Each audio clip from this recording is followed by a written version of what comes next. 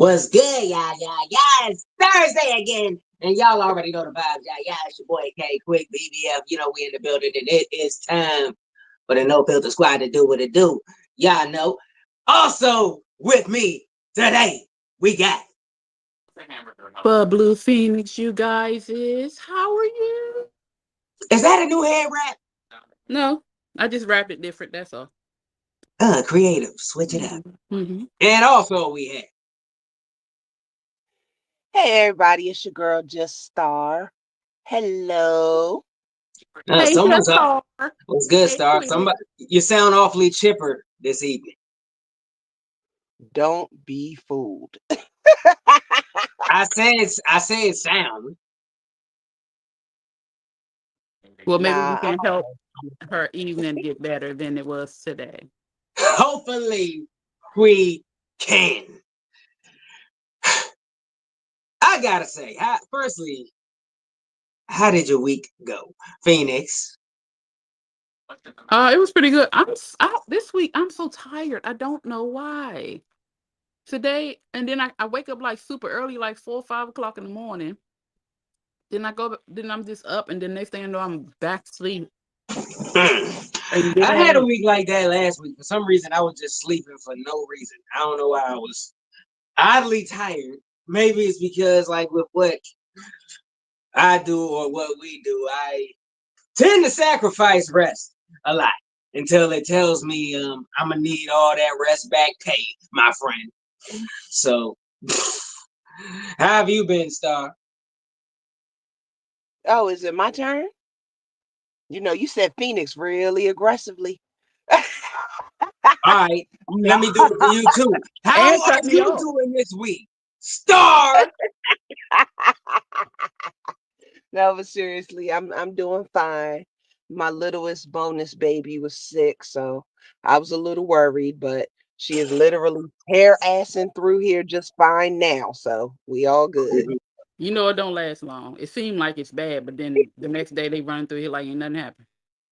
Yeah. True. Speaking of stuff lasting long or don't last long, um, I know we touch on political stuff here and there, or especially when it directly affects us and so on and so forth.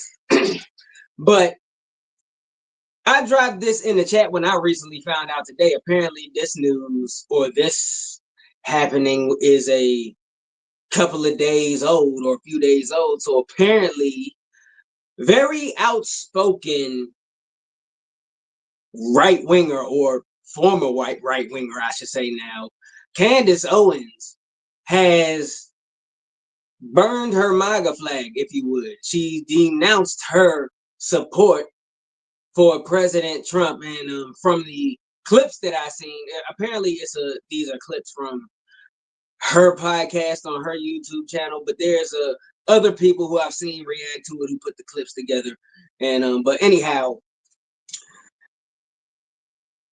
as far as from what I gather, she still stands on her views as far as what she feels about BLM or so on and so forth, and all those other things most of us, or a good portion of us, tend to disagree with her about.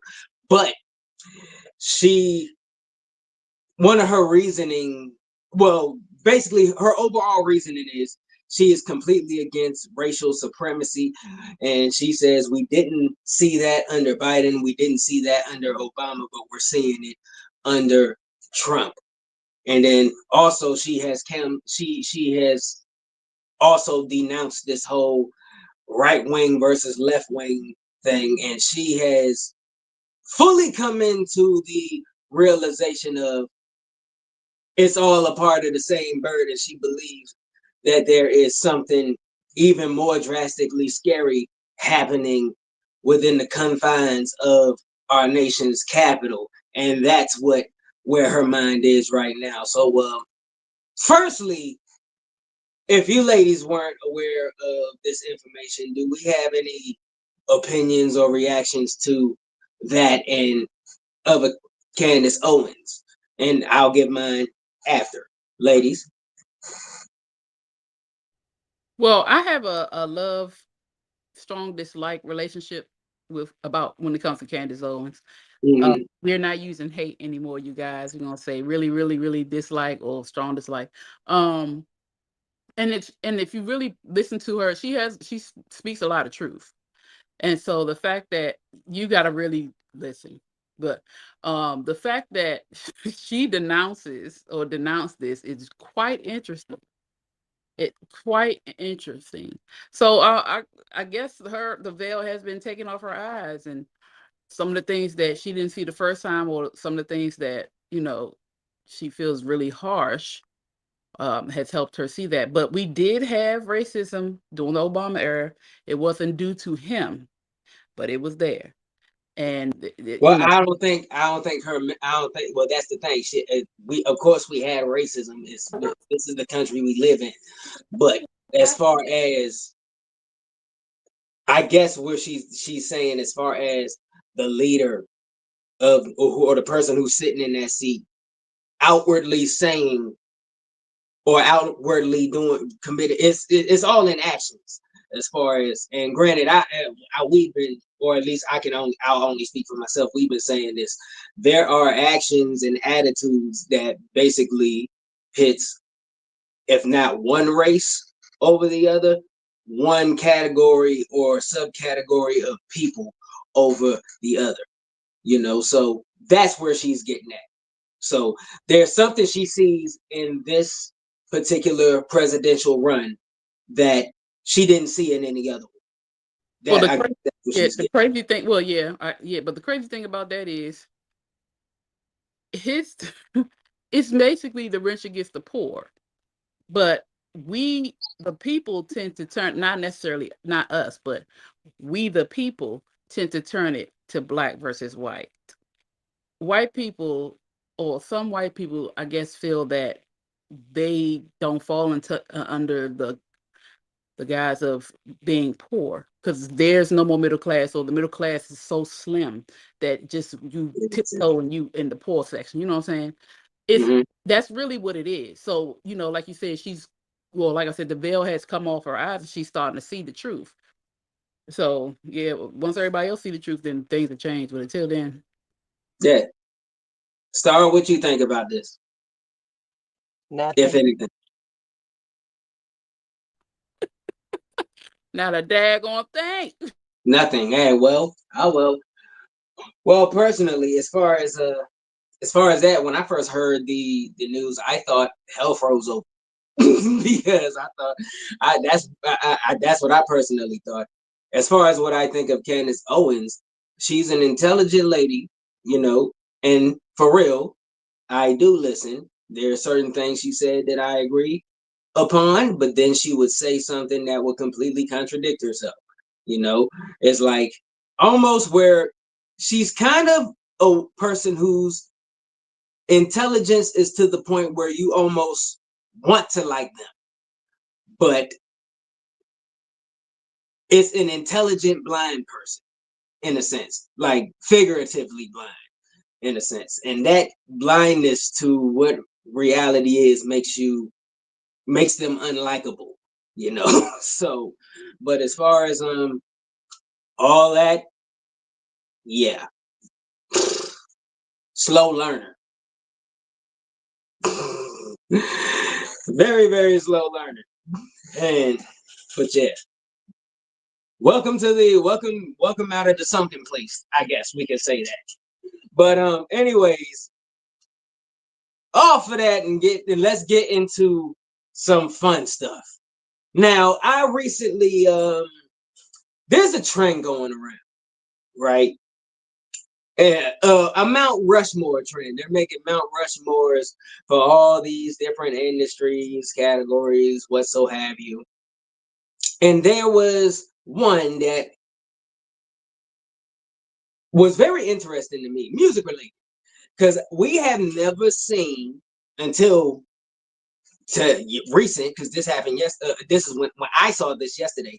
There's never been a Mount Rushmore discussion for the genre of neo soul, and I thought it was interesting. Now, I had a great conversation with my BBF family, Leticia Soul, about this. Actually, when I found this post, I tagged her ready to get her opinion. And me and her over the phone had a great discussion about it. But going through the comment section was very interesting to hear people's opinions. So what I'm going to do to this evening, folks, we have here a Mount Rushmore for the men of Neo Soul and also for the ladies of Neo Soul. And I would like to get everybody's opinion on them. So we're going to do the ladies first. Ladies first. Shout out to Queen Latifah. And get initial reactions. So here is the Neo Soul Mount Rushmore for the women. What we have here, folks, we have Erykah Badu. We have Jill Scott. We have the late, great Angie Stone. We have Lauryn Hill. And we have India.Arie, another one of my favorites, and so on and so forth. I love all these ladies, though. So, first of all, ladies, what do you think? Is this accurate? Should there be changes? What are your reactions when you see this Neo Soul Mount Rushmore lineup here? You said India.Arie. Yeah, she's at the far end. Angie Stone. In the middle. Scott, Lauryn Hill. And who else? Erykah Badu. I mean, that's a pretty good lineup. That's a pretty good lineup. I really don't have much to say about it because that's a pretty good line. I'm trying to think. What should anybody else be switched out with anyone? I got an opinion, but I want y'all ladies first. So you say you still thinking? Yeah, but that lineup is pretty good. Well, why is India last? I don't think it's any particular order. She's more Neo than Lauryn is, for real. Mm-hmm. So, but like, I don't think this Mount Rushmore thing is any particular order. I guess it's like if you're up there, you're up there. You know what I'm saying? So I don't think there's not a first, second, third, fourth, or so on. Star, what you think about this? Bye, Lauryn. All right. I actually agree with you. And this is what me and Leticia had a conversation on first. Why? Let me ask you, and then I'll piggyback off that. Why? By Lauryn. She's not Neo Soul. Yeah, that's what I was thinking. I agree. Now I actually agree because when I hear Lauryn. Now, granted, did she have some Neo Soul songs? Yes, but the one album she put out. Now, granted, all the Fuji stuff that was just hip hop. With R&B and other elements intertwined. But come on, that's a hip hop group. So. In the one album she had, Miseducation of Lauryn Hill, was a mixture of a lot of things. And for real, most people, if you ask most people in music, they pretty much talk about Lauryn Hill for her rapping ability, to be truthfully honest. The main conversations I see Lauryn Hill brought up in are the best female rappers. And they put her in those categories and stuff. I don't even see her brung up in the best female singing conversations, even though she can blow. She's fire. But to me, especially with just one album, no. But I'll say this, the conversation in the comment section was very interesting because I know who should switch Lauryn out because it was brought up. I personally think instead of Lauryn Hill, if we don't just leave those four women as it is, take Lauryn Hill down and put Flowetry up there. Because that is a straight up Neo Soul group. Nope. No, why? First of all, the Rushmores is only 4. Let's start there. Well, of course, but still. Can I finish my thought? When you look at the 4 that's up there with Lauryn, those are really the only 4 that should be on the Mount Rushmore of Neo Soul. India.Arie, definitely. Angie, definitely. Jill, definitely. And I can't even say arguably because as far as I know, mostly everyone agrees that Erica is definitely the queen of that genre. Period. Well, yeah, she was the There's first no woman room in that for genre, so poetry. yeah. You said what? She was the first woman in that genre, so yeah. Right, but even still, she's still in it, and she's branching out doing other stuff too. We've seen her do that, but she's still holding the crown of that, and don't get me wrong, I like Floetry too, but they didn't last long enough as a group to be considered a neo soul group. They don't belong up there. Lauren don't belong up there. I mean, if we keep it at 4, then yeah, just take Lauren down. So, but I will say the only reason the argument was up there is because if there was 5 up there, there's other people who should have been up there over Lauren. Like for real, Floetry should be up there over Lauren. I even saw Oh, people name, else over floor trees. huh? That was the question. Lauren was the question. Because if they consider her neo soul, it has to be because of her live performances. It's not due to No. Well, this is the thing. She doesn't put out neo soul albums. She only have one that's album. if they consider it, that has to be the reason because she's not like Star said, she's not neo soul. Well, she's not. Well, I don't know. I think people are just I don't know. Whoever is that, they just put her there because they're a fan of her. Because like when I still got my Lauryn Hill CD that I bought. This one I bought like in 2005 or something, and I got that out the hip hop section. She wasn't even in the neo soul section. So boom. All right. So for one, when we take Lauren down, the remaining 4, those are, I guess we can agree, those are non-negotiable. Those are the ones up there. Now, we take the women down and we put the men of neo soul up. And this one is more traditional because it only has 4 people there. So here is the Mount Rushmore for neo soul for men. So, ladies, we have Maxwell. We have the architect and innovator of neo soul, D'Angelo. We have Anthony Hamilton, and we have Music Soul Child. What do we think? By D'Angelo. Whoa! Having a baby Whoa! with Angie Stone don't make you neo soul. And again, No, no, I'm a no, no, no, no, no, no, no. Historically, D'Angelo is kind of non-negotiable because the genre literally became a genre when Brown Sugar came out and they marketed him with neo soul. That's literally the basis I don't of care that how they genre. marketed Yeah, but how many? him. They get marketing wrong all the time. Brown Sugar That's was just he one literally song. was the first neo soul artist. He's R&B. He's neo There's nothing soul. All neo his shit is soul in the neo about soul. how does it feel. So Brown Sugar wasn't neo soul. Maxwell, wasn't he out before D'Angelo? Yes, he was. So how could D'Angelo be the first neo soul? Now Maxwell was put in the R&B section. Now But then D'Angelo again, was literally when that's neo what I soul was just became saying. a genre. When neo soul became a genre, it was based off of Brown Sugar. Literally, that was, look it up. Historically, that's what it is. Now, granted, the style of neo soul was a style or a way of creating music, but it didn't become a genre of music until D'Angelo dropped Brown Sugar, 1994-95. But we taking D'Angelo out and we putting Xavier Omar in. Who the Okay, hell is that? I exactly. don't even know who that is, but I definitely was going to say by D'Angelo, and we can add Raphael Sadiq because as a solo artist, he's neo soul. I'll disagree on that Mm-hmm. because, like, for real, low key, neo soul as a genre wouldn't exist if Brown Sugar didn't drop. So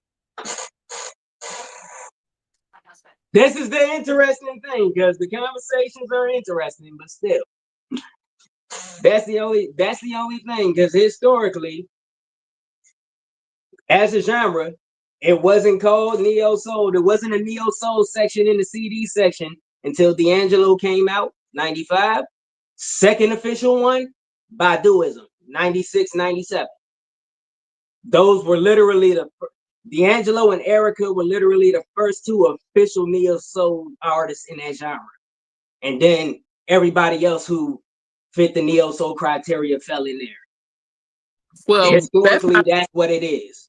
The fault of the artists because they were already doing it. So, like, you say what now? I say it's not our fault, nor the fault of the artist that this genre was not properly named. It's like stuff that they Well, no, it's not. But like I said, you can't. That's something you can't. It just history just can't be erased. Like off of that, it's just gotta be there. We get shown every damn day that history is a load of bullshit. I was just Our about well, for one, American history. I'm just saying musically. This is music. Our history books talk about all the wars that the U.S. won, and now we're grown ass people finding out that it's all a bunch of bullshit. So, what like does that got to do with neo soul? Don't make everything. Calling it history don't make it true. What does that got to do with this neo soul shit? There's a time. All right, fine. Let's not call it history. There's a timeline of stuff that actually happened that led to the foundation of this genre. There, timeline. Let's take the word history away since we don't like it. It's one thing. The artist that actually did it is another. And I'm pretty sure it's more neo soul artists because there were a lot of underground artists before. Of course, there was neo. There was, like I said, it was a style. It was a way of creating music. It just wasn't a genre. It all got lumped into R&B. It wasn't a separation until this guy came out. Yeah, out, Daggett.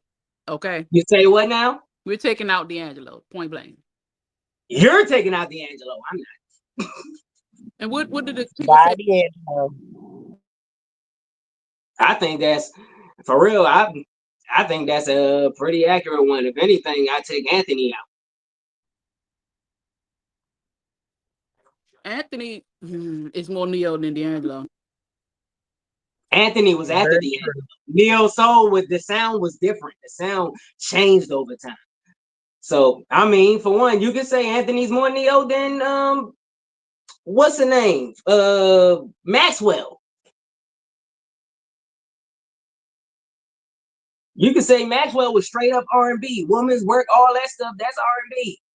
And for real, woman's work was a cover from a different genre. Did very well.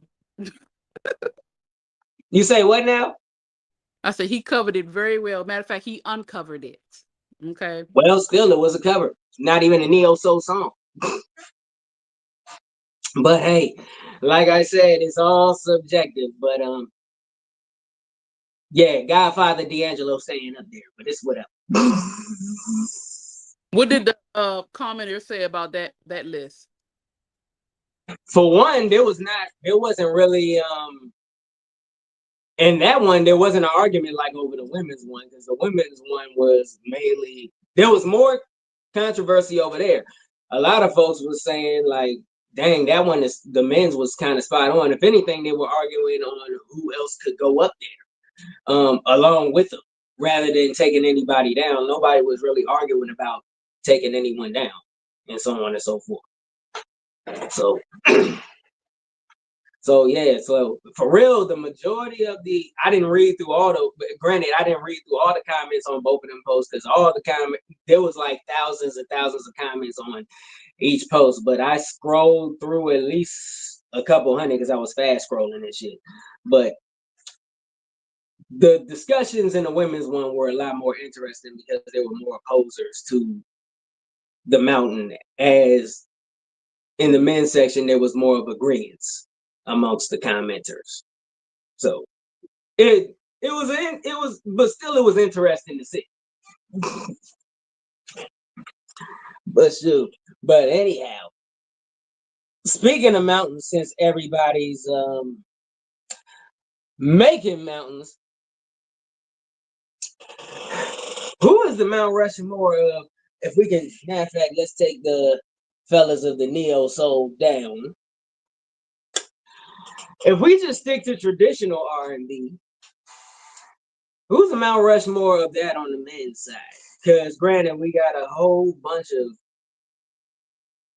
talks of who's on the women's side, because granted, as time went on, the vast count of women vocalists who have gained notoriety, in my opinion, outweighs the guys. Like if you turn on the radio, or if you go on any of these streaming sites and look at the R&B section, it's a lot of women artists that are up and down the main pages here. But who is, no matter what age and time or whatever, who's on that? Who's like the running for? Too many. It's too many to pick from, honestly. That's why it's opinionated. So, I know it's too, in my opinion, it's too many. I can't just pick 4. I just can't pick 5. We have so many wonderful R&B women artists. I could. Well, I said on the men's side, we already know about the women. Oh, the men. Because most women, when I hear the women discussions, most people like some names I hear thrown out there are the Whitney Houstons, the Aretha Franklins, and several others in that category. But for the most part, most people tend to fall on Whitney. There's not really any disagreements on Whitney or Aretha. I see her in there a lot. And the other two are pretty much up for debate or up in the air. But those are the main two I see in those discussions. But we don't talk about the men a lot. So what about the men? Marvin Gaye, Al Green, Sam Cooke, Luther Vandross. Sam Cooke is my guy. That's one of my favorite artists, period. That's a solid. That's a solid lineup there. I ain't gonna hold you. That's a solid one.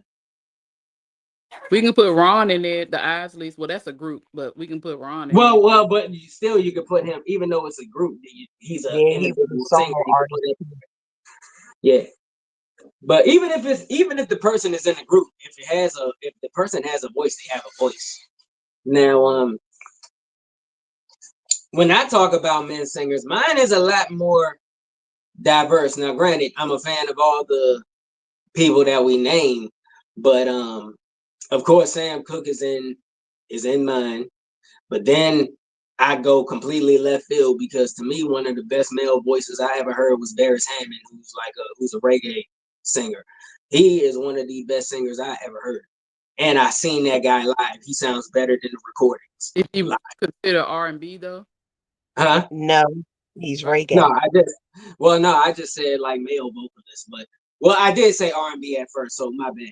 But anyways, all right, so strictly R&B. Well, yeah, I said Sam Cooke. Then it would have to be, for me, Stevie Wonder. And then yeah, Luther too. So then Stevie Wonder, Luther.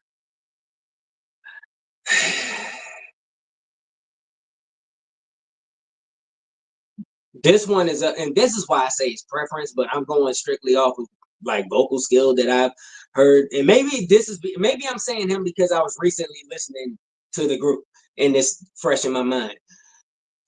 One of the most underrated voices that never really gets talked about is Wanya from Boyz II Men. That dude can sing his soul, like straight up. Like to me, he needs to be in the discussion more. So off the top of my head, those are the ones I can rattle up. And for real, then I'm missing Teddy Pendergrass. I love him. So I mean, there is a lot, but like off the.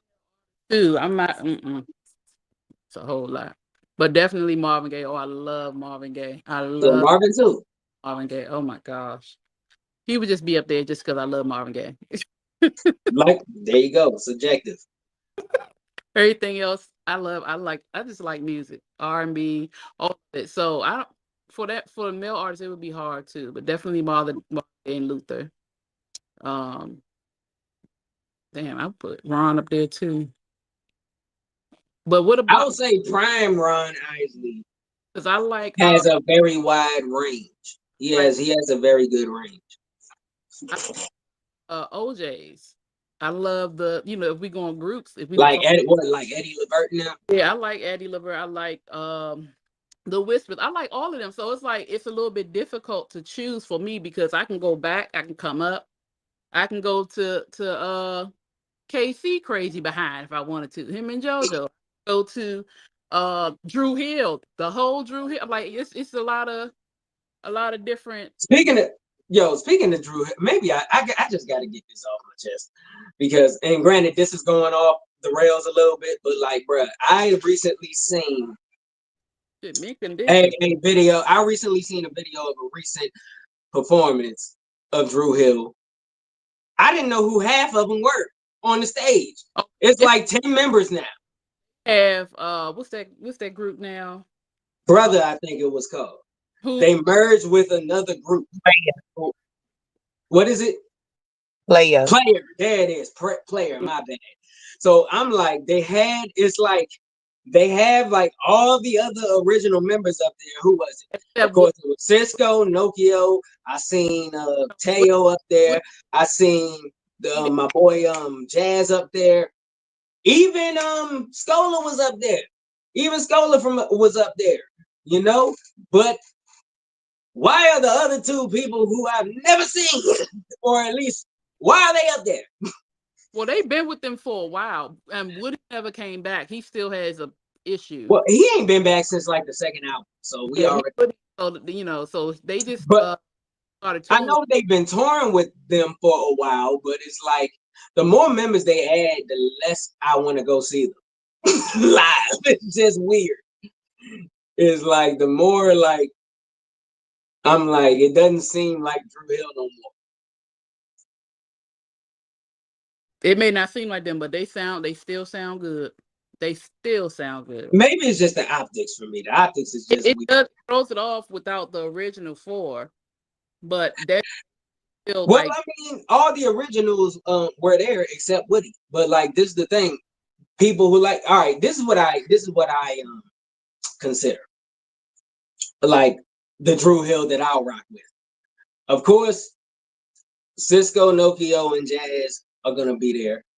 But the only added members who I'll accept is Scola and Teo. Because for one, they released music with the group. And they both, generally the main fan base, the diehard fan base of the group accepts them, you know, because we rock with them.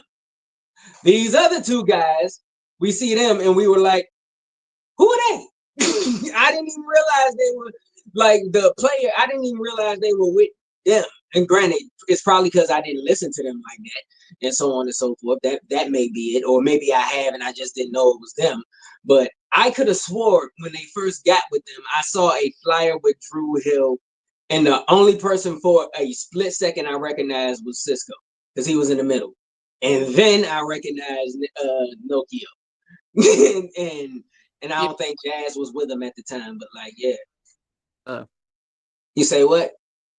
I said he went through some things because his whole face changed. He went through a lot of things.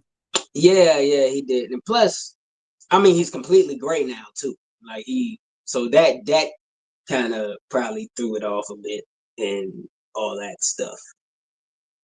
But but hey, man. So speaking of music. Yeah, I was about to say, yeah. Speaking of music, go ahead. No. Oh no, what you got? You wanted to say something?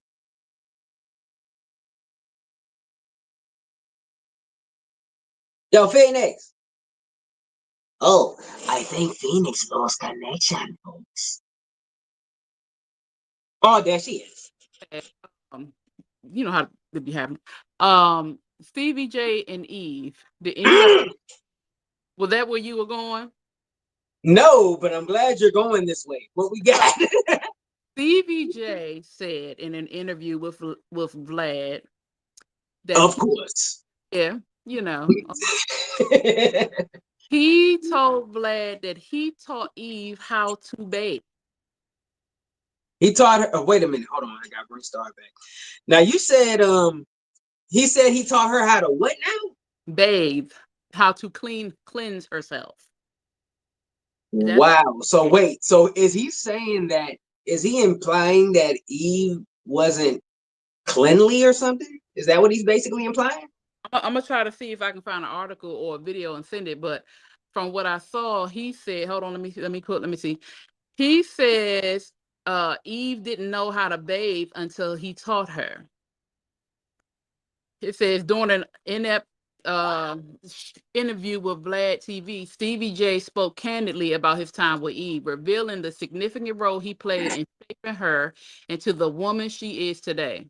According to Stevie J, Eve has a beautiful family now, but he's the one who helped her lay the foundation for her success. I showed you how to take baths and all that, soaps and Epsom salts and all that. Although Stevie J says he taught Eve how to bathe, the photographer insists he doesn't have anything bad to say about her because she's someone who holds dear to his heart. I have nothing anything negative to say when you basically saying she was dirty. Are you saying she I'm was dirty? about to say, like, that's you basically just lied right there. You just went on a whole negative spill. But that's something very weird to take credit for or even bring up. That's what maybe it's just why does that sound so weird coming from Stevie J? Stevie J. Very weird sounds coming.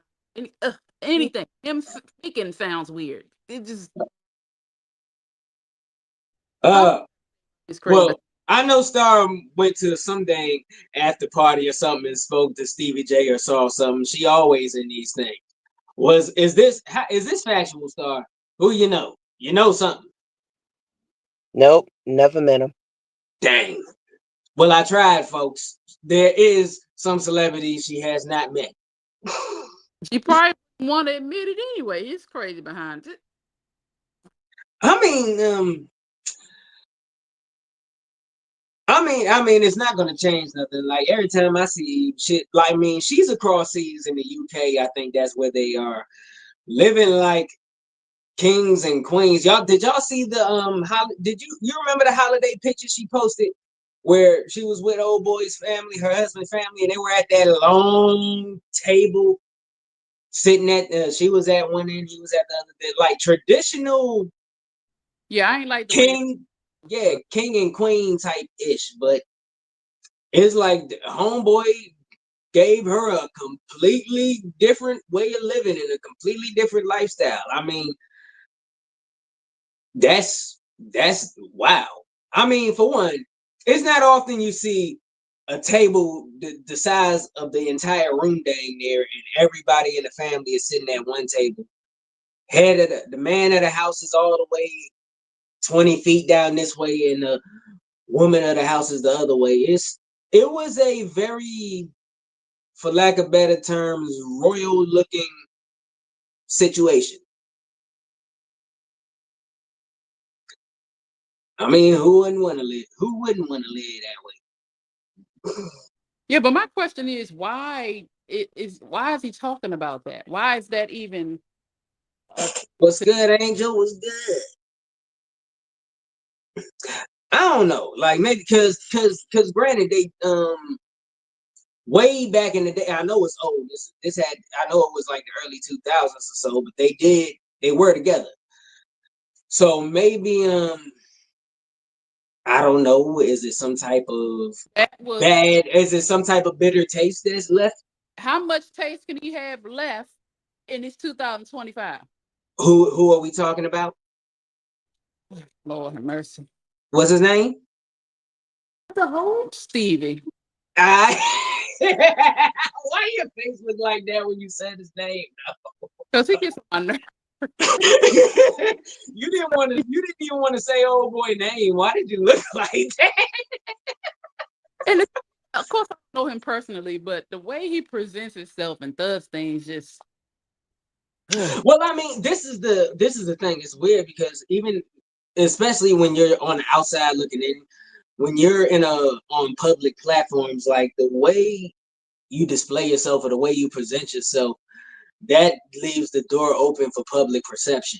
Like I may not know that person personally, but at the end of the day, these are public figures, and we're only allowed to go off of what they present to us. And I'm big on presentation. If that's how they present themselves, I mean, that's the only thing we're left with. That's the only thing we have to go off of as far as how we feel towards or about that person, you know.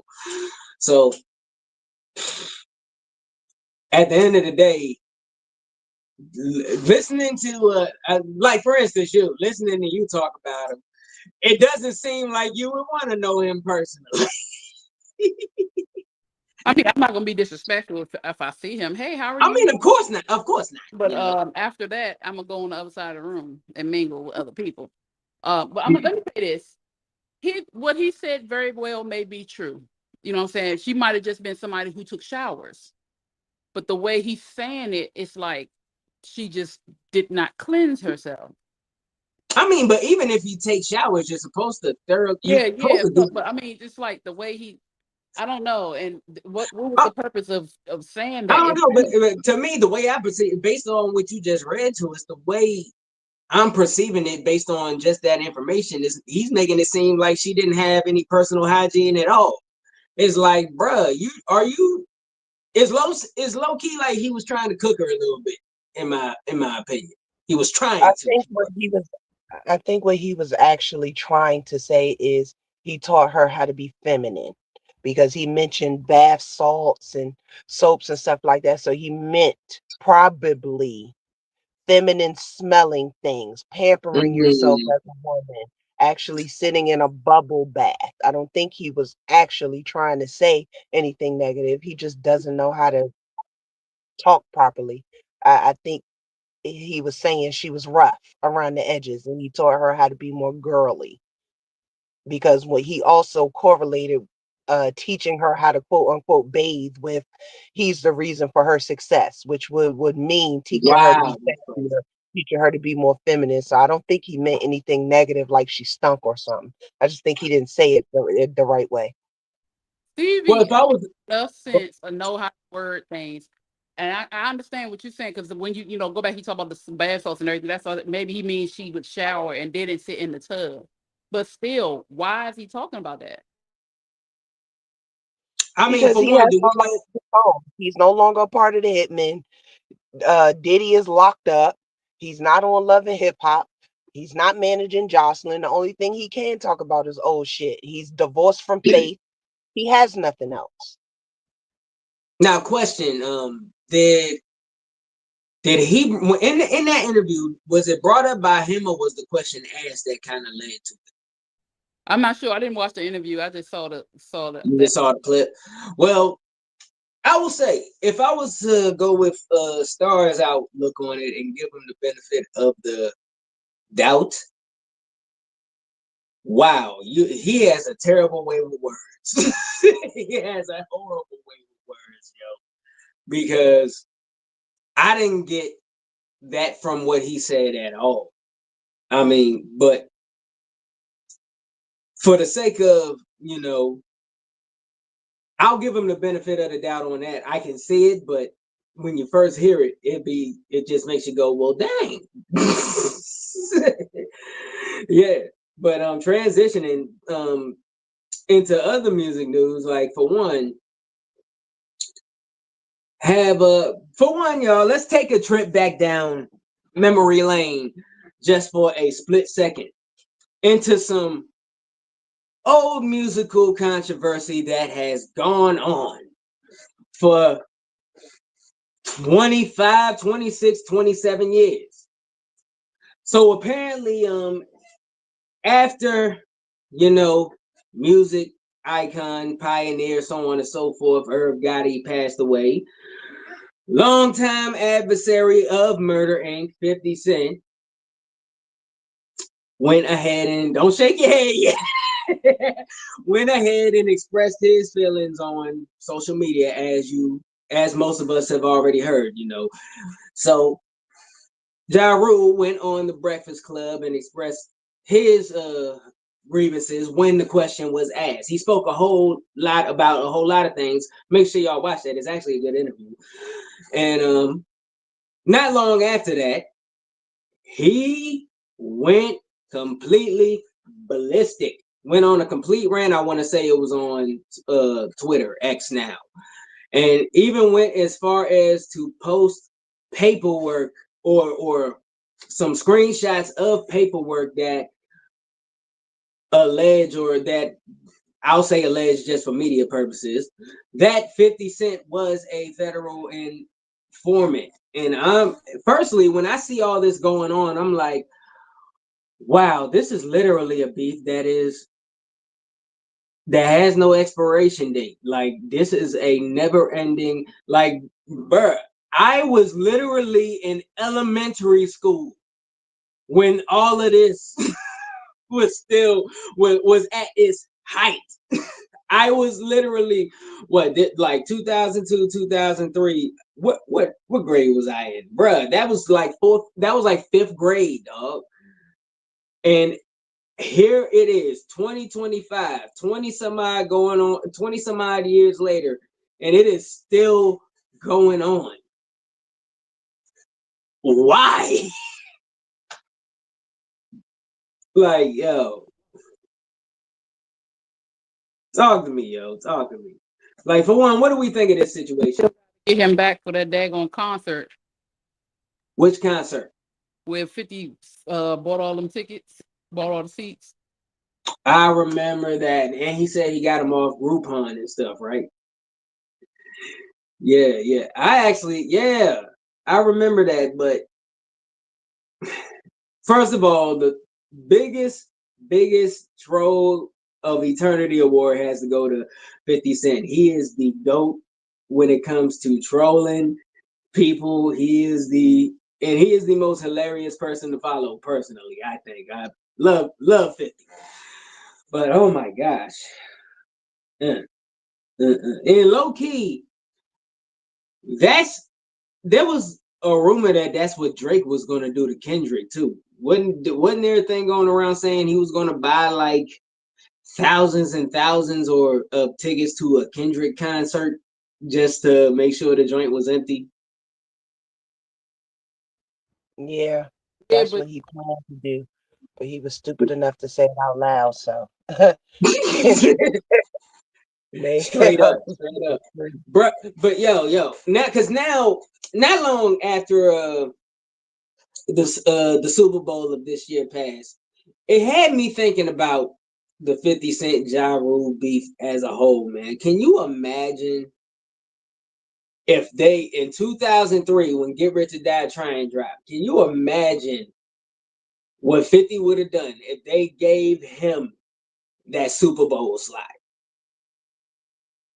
Or at least anytime between 2003 and 2006 when stuff was hot. Oh my gosh. the question. You said, well, I said, can you imagine if, like, anywhere between 2003 and 2006, what would have happened if they gave 50 Cent that Super Bowl slot like they gave Kendrick? If they gave him the whole Super Bowl performance, how he would have turned that into an entire beef fueled situation. Yeah, he probably would have been real animated acting. Bruh. Because, like, people are complaining, or at least the Drake fans, they were complaining about dishes and stuff being thrown at during this year's Super Bowl. Obviously, they don't know how beef worked, because if they had gave 50 or even Ja or anybody who was involved in any of them beef DVDs, y'all remember them DVDs, like, where they literally discussed the craziest beefs in hip hop?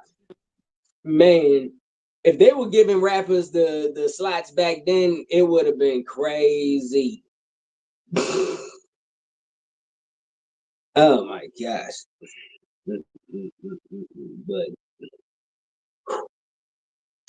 I'm just saying, man, that is even Farrakhan couldn't resolve that beef. I remember that Farrakhan was trying to get involved at one point.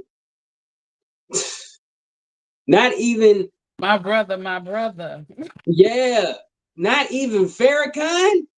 it's like, correct me if I'm wrong, because forgive me if I'm getting some of this mixed up, because I want to say Farrakhan wanted to have a sit down with 50 and Ja Rule at the same time, and I think 50 didn't come because I remember this because I was very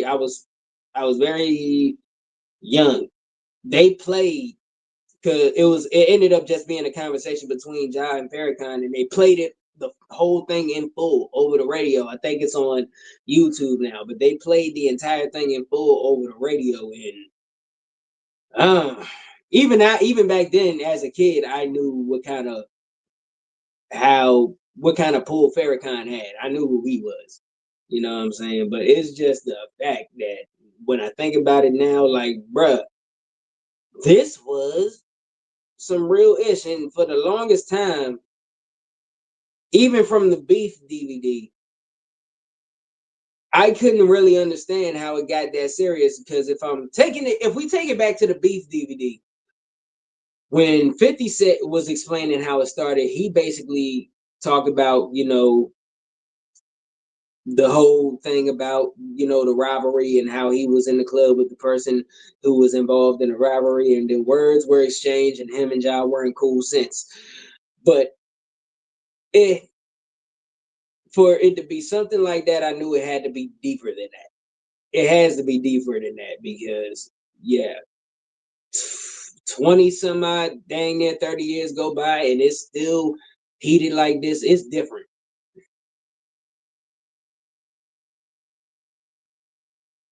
Do you got any enemies like that, ladies? Do you got any like unfixable situations like it's 20, 30 years later and it's still on site when you see them? No, I, pay people. I know you don't, Phoenix, because you're the holistic levitating person. Oh, I don't pay people that much attention for them to have that much. If they got beef with me, that's their problem. Because honestly, I don't really know. So they got beef, you don't got beef. Huh? So it's basically they got beef with me, but you don't got beef with them situation. Back in the day, if there was a problem, I would fight. I'm not doing all that. I got things to do. Uh, very big on coming to you, or you can come to me. We can talk about it. Just don't put your hands on me. Other than that, I don't know. I don't have time for that. You got to be for me. Go ahead and cut it because I ain't got time for it. All right. So now let me ask the same question to Blood Sport down there. So has there been any jaws or skulls you cracked back in the day that you think might spin the block and say, "Hey, I want a rematch"? Yeah, right. First of all, I'm way too grown for that mess.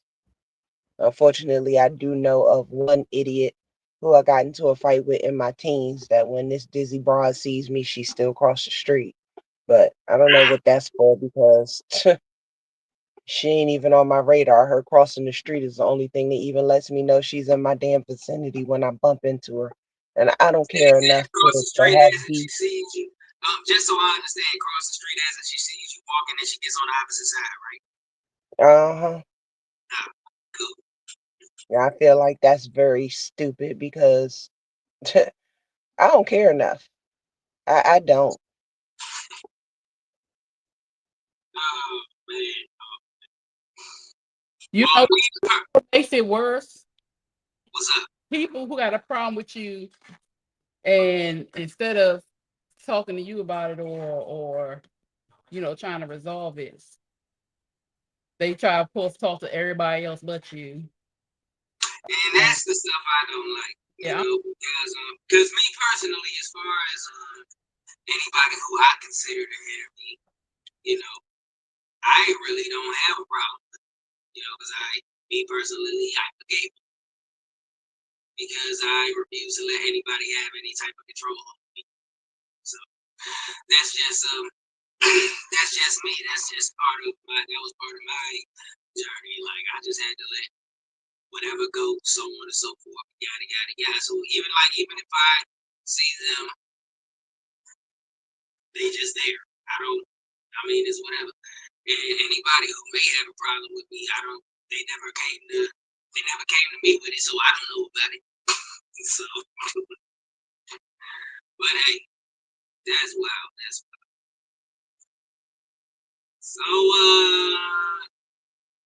Phoenix Star, let me ask you a question. It says, technically, this is 2025, so later on, I know it's later in the year, I know it's in the fall or whatever, but what month would mark our official 5th anniversary?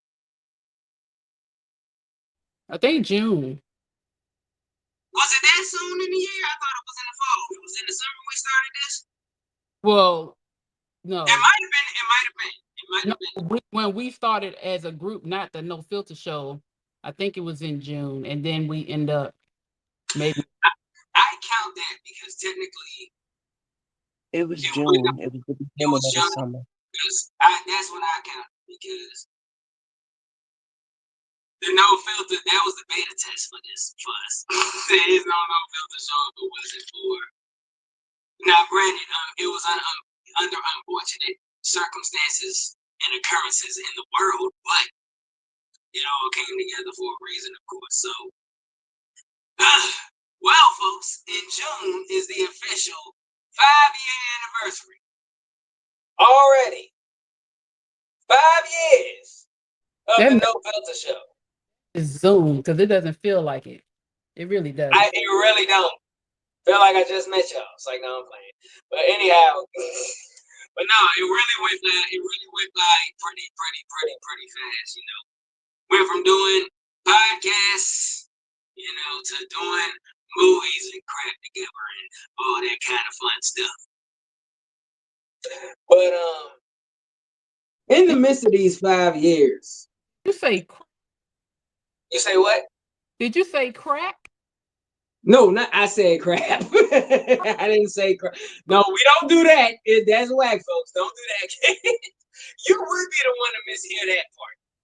Look, my phone is up here and it kind of a little muffled. So I was like, crack, hold up. No, we do not do that. We don't do that, Phoenix. Don't do that. We don't do no crack now.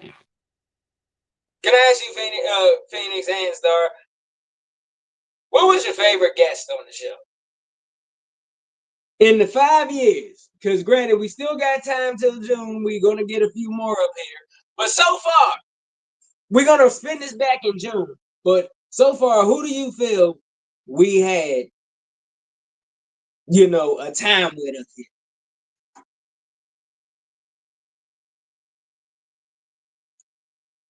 Think about it. You know? You say who? No, I was asking Star if she had a name because I'm sitting here thinking. I don't have a specific name either. I had a time with everybody. Mm-hmm. Yeah, all our guests have been really dope. Like you've had some energetic guests, you had some emotional we've had some emotional guests. We've had Philly guests, we've had serious guests. I mean, all of them have brought something to the show. I don't know if I have a favorite. I don't think I have a favorite. I don't think I do either. Yeah. Oh, Corey. Yeah, shout out to Corey. Shout out to Corey. You know, shout out to the coach too. You know, we outside. You know, well, as far as me, yo, for those of y'all who do not know, now granted, this wasn't my specific responsibility at the entire time, but I'd say for probably for a good, could somebody correct me if I'm wrong, was it a good year and a half, maybe 2 years? It was kind of my responsibility for booking the guests. And I will say, so far, every guest I pull up here, or every guest in total that we've all pulled up here over the span of the 5 years, I will agree with Phoenix sentiments. They left a mark on the show. They left a mark on us, and a lot of them, we've had everybody from legends, musicians, fighters, politicians, the whole 9 yards. Entrepreneurs, business owners of all creeds and backgrounds. We've had people who were who literally completely elevated their positioning in their field, or probably crossed over to another field. Since we've had a conversation with them, we've developed relationships that and rapport that are everlasting, you know, because I feel I very take it humble. back. I found a favorite Oh, you do? What we got? in Double OK. Oh, Shout out to Nook, yo. Shout out to my guy Nook. Yeah, definitely, definitely, My man. favorite. He's my favorite because I can always make him blush. He's my Of favorite. course. Shout out to his podcast as well. But even when I pop on to just watch his podcast, once he sees me and I start messing with him in the comments, he audibly blushes. So he's probably my favorite because it's easy for me to mess with him. Oh yeah, she picked the one that gives her all the confidence. I'm Gives me just the confidence. Woo. I'm messing with you, Ego stroke, ego stroke. It's all good. Shout out to my guy Nook, yo. Fire artist too, y'all. Make sure y'all check out NOOK. Matter of fact, his team, Atrocity Inc. just had a fire show with Fabo from D4L. Shouts out to Whiteout and Jay Reed.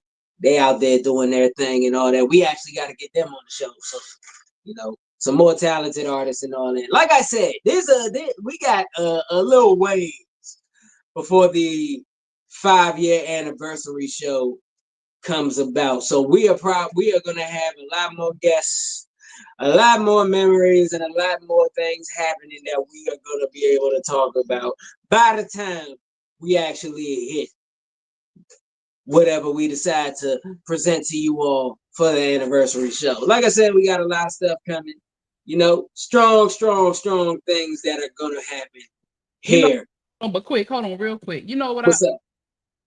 Though we have amazing guests, my favorite shows are when we're together. No, I agree with that. We have amazing guests, but my favorite shows are always just us. And even because sometimes we'll be having great conversations and our guests come in, and sometimes we can pull them into the conversation, sometimes we can't.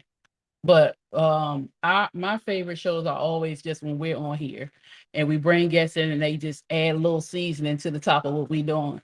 But yeah, y'all, the guests are us, just a little parsley or a little cilantro, a little squeeze of lime. But we're the middle, and that's my What? favorite. Well, if we're talking about favorite shows, all of my favorite shows, no, actually no, because now that I think about it now, when I really, really, really think about just the entire span of the 5 years, the shows that I really feel the happiest about are the ones that I feel we walk away from helping somebody. Like this is mainly the tougher conversations, the more vulnerable conversations that we have that are more psychologically and emotionally driven. I really feel somebody especially when I tend to find myself going back and looking back at those conversations because I literally feel like when somebody sees these particular episodes that they walk away feeling like there's somebody who understands what they're going through. I feel like they walk away probably with a new option of how to conquer whatever they're going through or whatever issue or trials or tribulations or anything that they're going through. I feel like we kind of lend a different outlook or a different space of information that they can use that can help them. Or if there is or just that, or if it's a conversation that may provide a different outlook on particular or other particular subjects that aren't so, you know, vulnerable and emotionally driven. The fact that I feel that we may either expand someone's mind, save someone's life, or help them in any kind of way. Those are the episodes I tend to go back to. So I say those are the episodes I feel are my favorites. Mhm.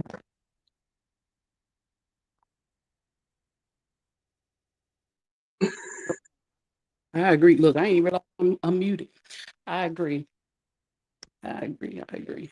Because I remember one episode, and I forgot the lady's this young lady's name, but she was one of our originals as far as viewers. Like we in because we used to invite some of the viewers up a whole lot. We used to do like a open platform and invite a lot of the viewers up. And you literally gave this girl a therapy session that I felt she needed. Now, forgive me, I forgot the young lady's name. It was so long ago. For real, it might have been just in the second year of the show, or probably in the first year of the show. But like the conversation that you two had, it was a very beautiful conversation because I feel like that was a conversation that she was looking for, but she got it when she didn't expect to get it. I forgot. I know who you're talking about. I forgot her name. We would have to go way deep in the archives to Please find don't, that one. don't But hold, hey, I remember it. I and please remember it don't though. hold our hearts because it's our minds. We don't remember the names, but we definitely remember you. Yeah, but because hey, I remember that conversation. That conversation and that moment stuck with me. So like those stuff like that, those are the things I tend to remember the most about the show. I like the trolls, the ones who don't Mm-hmm. like what was said on the show and want to hop in my DMs and talk shit. I want y'all to know if y'all listening, that is the funniest shit ever. You don't make me mad. I don't get offended. It'd be the funniest thing because it's like, okay, so hop on and interact. So I want you to know, y'all trolls, y'all give me life because it is the funniest shit ever. Yeah, thank y'all for helping our algorithm too. Either I had people make a post that I know, make a post and don't put my name on it, and I see it, and what I do, I heart it, and I might, So was it like like one of them subliminal joints? yeah, referring to something I've said on the show. Mm-hmm. I Don't you love them? heart it and share it and be like, go ahead, girl, or go ahead, because it's always a girl, a woman. Go ahead, girl. And speaking of shows, I always wondered how in the hell you tend to manage time because at one point in time you were the host of like 30 shows. You were hosting like 10, like 20 different podcasts. That matter of fact, that little subheading down there it had like 15 names on it. I didn't even like the co-host of this show, this show, this show, this show. This show is twice on Wednesdays, 3 times on Thursdays. That's all people. I'm like, goodness, like when does she have time? Thing is, I was working during that time too. Which is crazy. Like On my truck, sometimes how did you manage that time? if you can manage children, you can manage the time. I just At this point, I thought you were doing shows on the clock. Like, yo. no, the only I don't think I've ever done a show on the clock. No, I have because I had a late night. I might have did one or two, or y'all. I have done the both sides of the coin on the clock. Which is what you find a dang way, I will say, because I was like, I'm like, I couldn't even figure out and I how was to manage that. I was in school too. I was in school. You, I would be in class working. I'll be clicking. you know what? You're the MVP. You're the MVP. So at this I point, don't end it. I promise you, I don't. a mother of 5 in school working, and it was full time, right? Working full time, and the host of 45 podcasts in a 7-day span. There is no excuse, ladies and gentlemen. There is absolutely none. You like that? You know who you remind me? There, yo. You remember that skit? You remember that skit from In Living Color called Head Mind? It's that family. It's the West Indian family, and all of them had like 40 All, jobs. yep. You remind me of that. It had, what was it? What was it? One of them had like only three, or it was a low number, and they went off. Oh, they went off. He said like, "Yo, I'm only in the like you only down to 3 jobs," and that's what that. They That's what that played reminds me that of. character. They called him the lazy one. Yeah. Yeah, the late, and it was the son. It was the son. Now that I think about it, the Tommy Davidson played him, and oh man. That was hilarious. But no, you were like our version of that because granted you did all that stuff, and I still don't know when the heck you had time to did you sleep at all? A few hours until my sister had my nephew, and she was sleeping in my bed because she had a C-section. So I was up with her and the baby. So I ran off little to no sleep for real. And sometimes I would work like 11-hour shifts. And yeah, I Mm. was and had to deal with the kids and take them to school, pick them up. Yeah, it was buck. I do not Because recommend it. Don't do it. You don't have to be Superwoman. You don't have to be resilient. You ain't gotta be Superman. I'm paying for it now because I'm always tired. and because I can relate to it, I can relate to that to an extent. Because granted, I'm not a parent. You're a parent of 5. That for one. So, but when I was going to Bowie State Bulldogs, when I was going to Bowie State, because granted, full-time student, I worked, I interned, full-time artist, for my, and I had work to do for my internship and all that good stuff. Like I literally wouldn't get any sleep. You know where I did all my sleeping? I did it in between classes on campus. That's when I did my sleeping. Like I would have one class and then I would have like a good 2, sometimes 3, at the latest 4, because I would have like one class in the morning, like at 11, and then my next one wouldn't start until like 4:30. So I would like be in the theater building. There would be couches along the side. I would literally just be chilling, sleeping, and all that kind of stuff. So I literally admire you because the fact that you're full-time mother, I had the of 5, crazy all that. because that was crazy. Because I'm literally, because I know what I had to sacrifice. I Hey, sacrificed sleep. Like for instance, with me, I interned for Listen Vision. Shout out to Listen Vision. I interned for them, and I had to, like, one of my because they found out that I was a photographer, videographer, and all that kind of stuff, edited footage and all that. So when the Howard Homecoming came around, and they had like all the popular DJs from radio stations all over the city to come and DJ, and they had artists coming in to perform for Howard Homecoming. I was responsible for taking all of that footage, hours and hours and hours of footage, and editing it into separate clips, like each individual performance set. And I had to upload it to the company's YouTube channels and all that kind of stuff. So I literally was in here, actually. I was in here in front of the computer all night long. No sleep, going off of nothing but energy drinks. I used to drink 5-hour energy shots back in the day just to stay up. And on top of that, I had with my major, like I said, I my major was communications.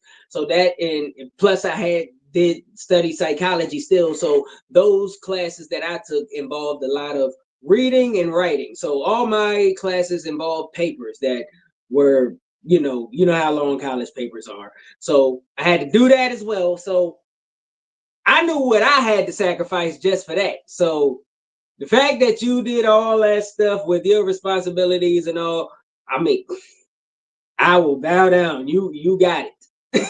You have all my admiration in the world, but the fact is you still got it done.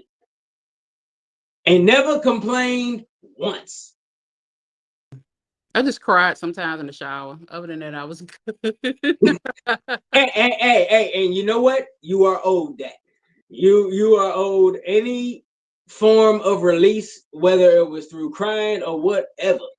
Because watching it, like I'm like, how in the world is she? Because granted, we all knew about it. I'm like, how in the world is she doing all this stuff? And it's still like this. You were just no different than what you were now. Like I was like, how in the world did you do it? But whatever form of release, even if it's a moment to cry, you deserve whatever moment you got. Shoot, y'all remember that time? Who was I accidentally unmuted and was fussing at somebody. Yeah, he was busting out laughing. Yes, I do. I don't remember what was said, but whatever you said and how it was, what you said and how you said it, I was dying, bruh. On this show, Like, I was dying. I was like, if y'all don't get out, I think I was trying to get them to go to bed because we used to do 3 hour shows. Which, and which is another thing I still till this day don't understand how we were able to do that. I don't know, but we used to do two. Shoot, Star, how did that work for you with the 3 hour shows and That's a you good doing question. it? I don't know how she did it either. Um, I don't know. It was a lot of fun, if you like me to be honest. It For was. me, I liked the extra time when we had a set time, but the topics and the conversations would be so juicy that we would just choose to go over. Yeah, Those is probably my favorite moments, other than when we would connect with our audience. You know, we would be I having a agree. fun show. You know, somebody may come in and say something, and you know, the vibe just let us know that it was time for us to be there for someone. Those are the moments that, you know, I really, really hold close. That, you know, even though we're professionals and we have a show to do, we were able to connect with our viewers and, you know, let them know that we cared. No, that's dope. That's real. That's real. And for real, that's true because granted, even though those shows were 3 hours long and we literally didn't get off the air until like 11:30, and still we're talking after the show. It didn't seem like we were on the air that long. That's how crazy that's how in depth the conversations and all that went for real. And also that was a fun time because we were that those conversations were us also getting to know each other, that's a lot more, so as the more we talked, the more we got to know each other and the more fun we started to have around each other. And so that was us quickly getting comfortable with each other. So that was definitely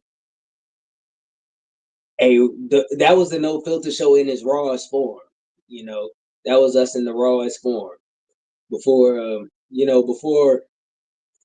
we got a professional format down. So but us what in our raw form, it was something to see. I think we're still raw though. We still have our moments. We just Oh mature. no, no, that's true. We're definitely still raw. That never left.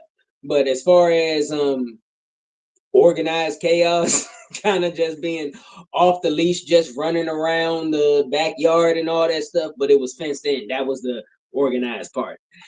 But we was just off the leash, just running around. That was that was that. That was that. That was a good time. So I will say this though, folks. Just wait until June comes and we actually give y'all that 5-year anniversary show because we got a lot of time and a lot of stuff to do between now and then. But hey, this was a dope show. Fun conversations, Like I said, I had to bring that Mount Rushmore in here because the conversations I was reading in the chats or in the comments were so interesting, and I had to get a piece of the conversation. Hey, And all hit Molly $1 million moments is in the building. hey, salute, salute, salute. Much love, much love. Shouts out to everybody. And over the 5 years, shouts out to everybody who's ever tapped in on Yeah. any platform and so on and so forth, man. We definitely appreciate you all. If you watched the show, shared the show, commented, liked, subscribed, joined the show. When we decided to send the links out, participated in the giveaways, called into the show. We literally appreciate you more than just verbal diction and semantics can describe. We really appreciate y'all. And just all I can say is stay tuned because we just get needed up. Also, help me with the date, y'all. We have the comedy show coming up this month. What's the date Phoenix started? What y'all know? April 23rd. April 23rd. We have the comedy show coming out. Lots of fun comedians, musical guests, all that. Elsky Stacks Up, Whole Red Music Group. We got Leticia Soul, Beats Bars, and Baby and T performing music, plus a fire lineup of comedians. Make sure y'all come out, pull up, check the social media. We have the flyers up. We reshare it again. So make sure y'all come out. So fire show, it is 9:30, so it is about that time for us to be wrapping it up. As y'all know, K-Quick, all day, every day. BBF in the building. Thank you all so much. And it is up for 2025. Stay tuned, y'all. Stay tuned. Ladies. I am the Blue Phoenix. Molly, I'll send it to you again because I sent it before. I don't know what happened. But I am the Blue Phoenix. You can catch me at the Blue Phoenix Hills everywhere. Here with my lovely people that I love so much and love bugging because, that's my job. You're And very good at I, if I didn't learn it from my children, I mean, it. and my siblings. But yeah, we appreciate y'all. I appreciate each one of y'all on the panel too. I really, really love y'all.